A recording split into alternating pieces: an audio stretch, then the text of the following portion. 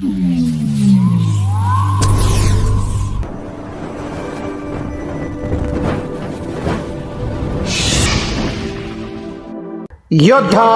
News Marathi.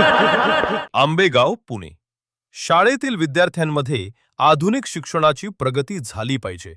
इथे शिकणारी सर्व माझीच मुलं आहेत आणि माझ्या मुलांना चांगलं शिक्षण मिळालंच पाहिजे, अशा भावना व्यक्त करत रयत शिक्षण संस्थेच्या पुणे पश्चिम विभाग समन्वय समितीचे नवनिर्वाचित सदस्य अजय शेठ घुले यांनी आदिवासी भागातील शिक्षणासाठी भरीव पाऊल उचलले आहे.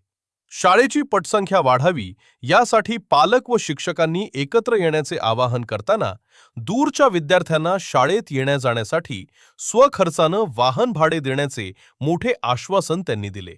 आंबेगाव तालुक्यातील दुर्गम आदिवासी भागातील आसाने व माळीन येथील रयत शिक्षण संस्थेच्या शाळांना त्यांनी नुकतीच भेट देऊन पाहणी केली. यावेळी पालक व शिक्षकांशी संवाद साधताना त्यांनी वरील आश्वासन दिले. रयत शिक्षण संस्थेच्या पुणे जिल्हा पश्चिम विभागाच्या समन्वय समितीच्या सदस्यपदी अजय घुले यांची नुकतीच निवड झाली. विशेष म्हणजे निवड झाल्यानंतर केवळ एका आठवड्याच्या आतच त्यांनी आपल्या शैक्षणिक कामाला प्रत्यक्ष सुरुवात करत आपली तळमळ दाखवून दिली. सामाजिक व शैक्षणिक कार्याची जाण असणारे अजय शेठ घुले यांनी शाळेच्या पहिल्याच दिवशी आसाने येथील सहकार महर्षी दत्तात्रय गोविंदराव वळसे पाटील विद्यालय व मारीन येथील कृष्णा यशवंत भालचीम माध्यमिक विद्यालय या दोन्ही शाळांना भेट दिली. शाळा भेटीदरम्यान अजय शेठ घुले यांनी विद्यार्थ्यांशी आपुलकीनं हितगुज केले. नवीन प्रवेश घेतलेल्या विद्यार्थ्यांना शालेय पुस्तके व पुष्पगुच्छ देऊन त्यांचे उत्साहात स्वागत केले. वर्गात जाऊन विद्यार्थ्यांच्या अडीअडचणी समजून घेतल्या. या प्रसंगी शरद बँक संचालक प्रदीप आमोडकर, माजी प्राचार्य उत्तम कांबळे व शाळेतील शिक्षक वृंद उपस्थित होता. अजय शेठ घुले यांनी शाळेत आलेल्या पालक, विद्यार्थी व शिक्षकांशी सविस्तर चर्चा केली.